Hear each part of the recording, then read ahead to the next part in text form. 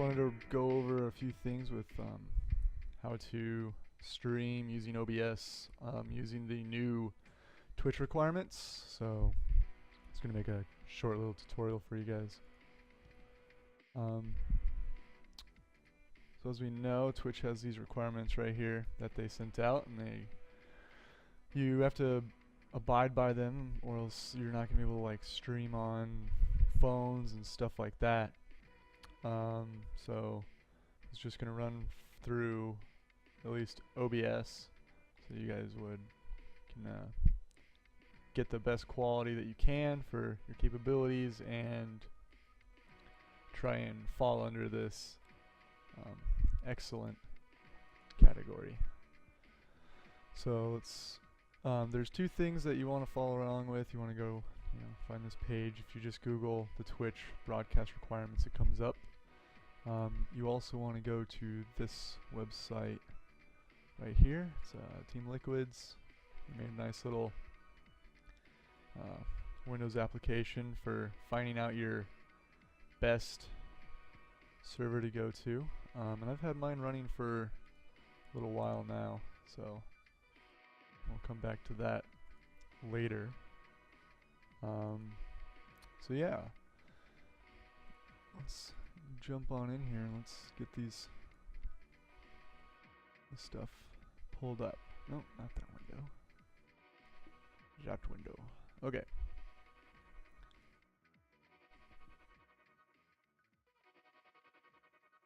Come in here.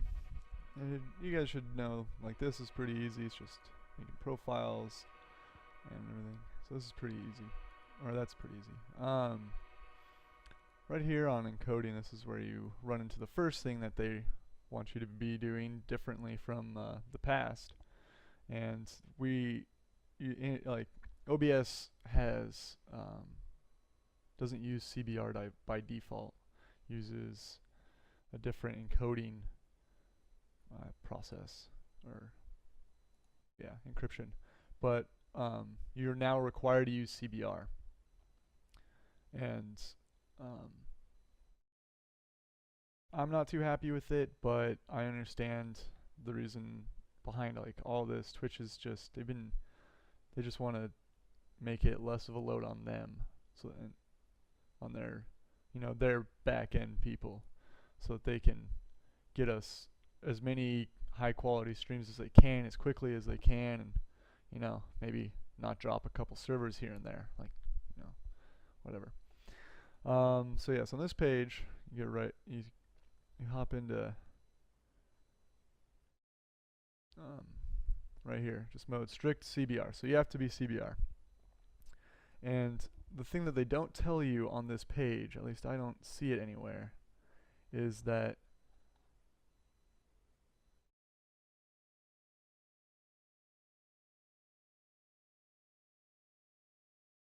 I don't see that.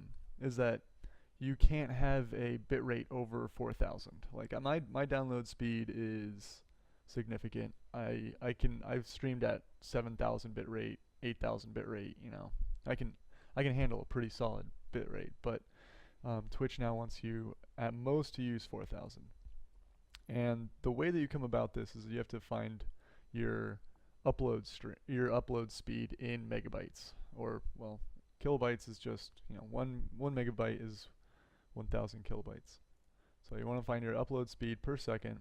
You can go to speedtest.net or whatever, just find out what your upload speed is, and yeah, so that's that one. And then you want to keep the padding on, because well, I don't see anybody changing bit rates while they stream. And then the next thing that Twitch is wanting you to do is when you're streaming audio, if you're using AAC, your max bitrate can be 160. If you're doing MP3, your max bitrate can be 128. So that's that.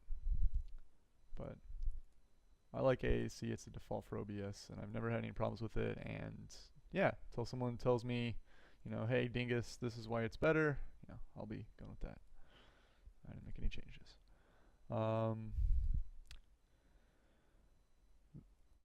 for most of you, you've kind of figured this out, but for those who haven't,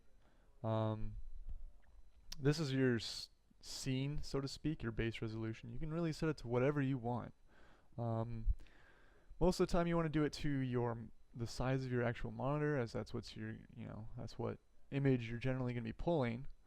So you want to generally keep that.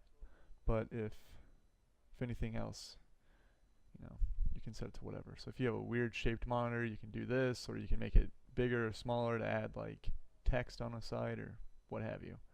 And then this resolution downscale is just taking your base resolution and making it smaller. And so I take mine down to 1.5. Or yeah, whatever. I think it's and yep. I also use, because I can handle it, I use the bicubic sharpener. This is just this will be heavier on your computer. This will be the least heavy, and so you can fool with that. Frames per second. Most people stream at 30 frames per second. I push for 60. That way, like, if I can get it, I get it. If I don't, I don't. But I like it. Trying to get 60 at least. And then you also can check disable arrow. It'll help you out a little bit if your computer is struggling in general. Yeah. So those are those settings. These are pretty self-explanatory. My microphone was trying to, for some reason, not go to my headphones, so I had to set that one. That's not too big of a deal. On this page, most people you don't want to touch anything really. Most people will sit at a very fast CPU preset. If you have the stronger your processor, you can lower it down. Mine's set to faster. I get it as good of a quality as I'd like and whatnot. Here's where we're going to be running into this keyframe interval of 2 seconds. And OBS in their latest update were nice enough to just throw this guy in here, so we didn't have to like set, whatever. So what are you doing? Okay, so and then you just set it to 2 in OBS, and that follows this keyframe interval. And that's all the audio and video requirements. And I don't think you can actually change it in OBS off of H.264, but whatever. And then yet again, you can only use MP3 or AAC, which is all OBS does. And yeah, so that's that. So yeah, that's how to set up settings. Oh, actually, we didn't finish. I did this last time too. Come on. No.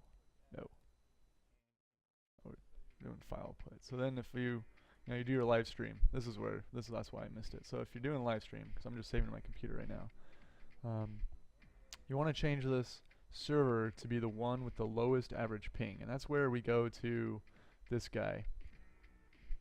And for me, it's this West LA. And then what you want to do is you want to run this for at least, I'd say, 5-10 minutes. You get a general idea, because everything spikes, everything goes down. Just a general idea of which average ping that you would want. And that's, yeah, so then you just select that in that one, and it'll give you the best results for what you're wanting to do.